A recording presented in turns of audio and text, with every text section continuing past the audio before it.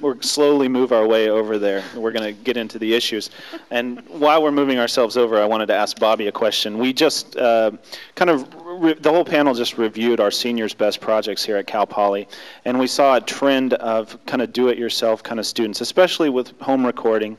And obviously that's the new way of the future. And I know, Bobby, with your new book, you did a lot of interviews with musicians that were doing it themselves. And my whole question for you kind of ties into what John was just saying.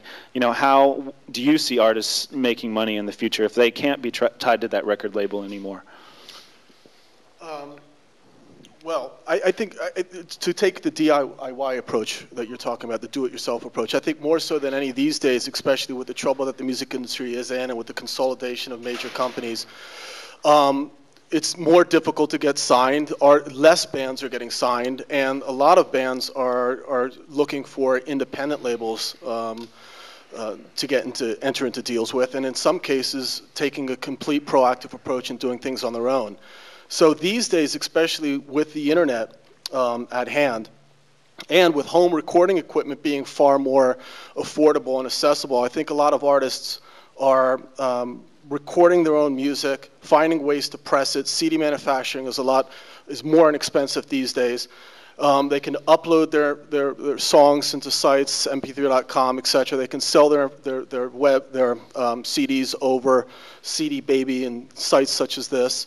And increasingly these days, there is a much more licensing with synchronization as well, which in many cases has been the one element that has actually led to the success of artists through licensing their music in film and television. And me and Michael and I rather have spoken about a few artists such as Lisa Loeb that ended up increasing a lot of visibility to her career by licensing one of her songs in Reality Bites, which is a movie a while back. So, and a lot of independent artists these days also have the availability of licensing their tracks, simply because, as I mentioned earlier, for those that you were here, a lot of times you own both the master right in the recording and also the rights to the publishing, which makes it easier in some cases for people like Michael to do deals. So, with that said, as a segue over to Michael, can you talk a little bit more about licensing and film and television these days, and also games?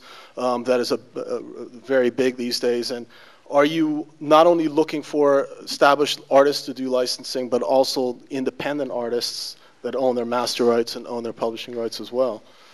And what do you look for specifically in these artists? Stop the question. Well, to kind of tie into a question that Dave was asking of John, in addition to sort of the live performances, I mean, I haven't actually broken it out in percentages, but I mean, a great portion of our business and licensing on the film and TV side for this independent artist in the DIY situation, we've had a huge boom in it. I mean, especially the last 3 or 4 years.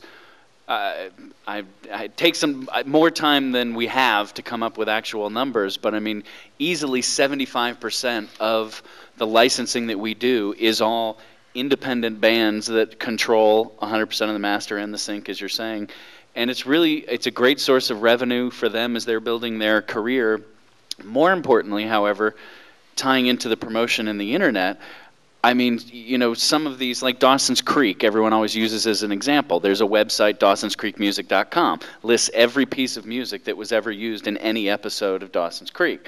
More and more of that is happening with particularly television because it's so constant and episodic. It's a wonderful source of promotion. And I mean, the things that we have gotten placed for some of our artists, they see the show, they go to the website, someone does a Google thing, and they've gotten emails from Australia and India and all these sort of different places of, hey, I heard your song on, this show, where can I buy it? And I mean, they've really developed, really extensively their fan bases, and then every time they have a new record, it gets blasted out to everyone on the list. They order over the internet. I mean, it's really become a self-propagating thing that, as we move forward from here, it'll be interesting how the record model changes, because so much of this now is linked to marketing, promotion, media. How are you going to get that out there? The playing field has kind of been leveled more than it has in the past. Can you comment also on performing rights organizations? Because that's really where I'm interested in how things will be changing, because with all these bands performing live, what's the best place to be? Is it the best place for these students graduating to be at a music publisher with a performing rights organization if they're interested in publishing? Well, as far as learning about the business, as one of the graduates earlier is interning at ASCAP, one of the performing rights organizations, in addition to BMI and CSAC here in the U.S. They're great places to learn and get a great overview of what's going on. As to the future of performing rights, right. Oh God, let's archive this and come back in 5 years. I mean, it's serious. I mean, they may not exist. I mean, I hope that's not the case, and I think it's important on a lot of levels that their performing rights organizations not only stay involved and are integral. I mean, so many people don't know that, like, behind the scenes, ASCAP and BMI and CSAC are spending a lot of money lobbying in Washington to, help protect legislation that will protect music and copyrights. I mean, they provide such a valuable service. We would be hurt more if they weren't here.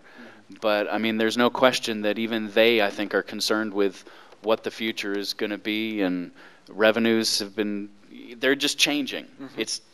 Maybe with the internet, as more of these things happen and they successfully license the sites and successfully argue that there's still a performance right involved and not a mechanical, and not to get in that, maybe the revenues will switch from television and radio, where they're making most of it now, into the internet. But it's every day it changes. Do you mind just briefly defining for our panel what the difference between a mechanical and a performing right, just so in case for some of these students that are just learning? Well, a mechanical right or a mechanical royalty is the royalty that you get paid for the mechanical reproduction of, in copyright law terms, a phonorecord, i.e. a CD, a cassette tape, for those that are still around.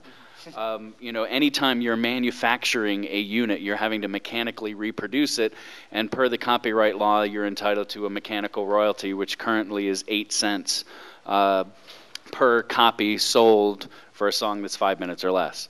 A performance is, of course, you have a separate right under copyright law that you have the right to collect income off the public performance of your work. So, i.e., when, you go theoretically to a bar, a restaurant, anything, there technically should be licensed and paying royalties, and theoretically you should get paid for them. Live venues, radio, television, it's the performance aspect and has less to do with the selling and the actual manufacturing of an item. Okay, so we're talking about a few legal issues here, and hopefully you guys are following along. I just want to be sure everyone keeps up. I want to address the next question to Shauna, and I really do promise the producers, they're like drooling over here. They're like, when are we going to talk? We're not worried. Yeah.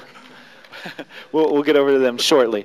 Shauna, though, I want to ask you a question. I mean, it seems like, okay, we're in the information age. There's a lot of information out there. Aspiring artists, aspiring producers, aspiring business people have the internet. They have books like Passman's. They have books like Bobby's. They have all these new resources, to choose from. Are you seeing that artists that come to you, are they any smarter about either signing bad deals or just about the music business in general? Do you see an increase of education in the music business, and how important do you think education is in the music business? Well, first of all, yeah, I think education in the music business is very important, especially for all those artists that come to me with an agreement that they sign, and they're like, oh, well, it's just one page, and it looked like it was okay, and then I get it, and it's a mess, and I have to clean up.